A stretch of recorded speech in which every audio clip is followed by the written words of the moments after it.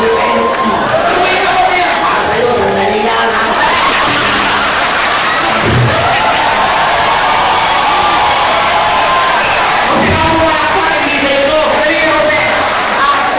Huwag po kayo muna mag-react. Kung saan po kami tumigil, doon din kami babalik.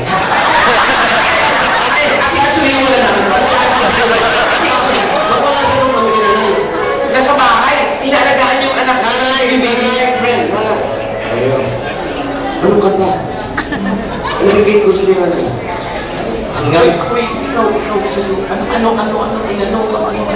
Ang ano, hindi ano. Ay, inano, hindi ano. Nagano, si ano. Nagano. Hanggang nire-request yan. Nanay, di ba?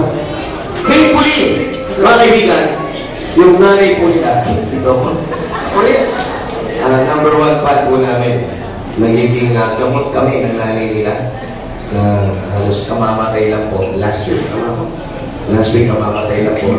Pag yun po inaatake, ang nasabihin sa kanila, dadali namin kayo sa ospital. Ay, hindi, dali nyo naman kay Wally at kay Jose. Buntay ko!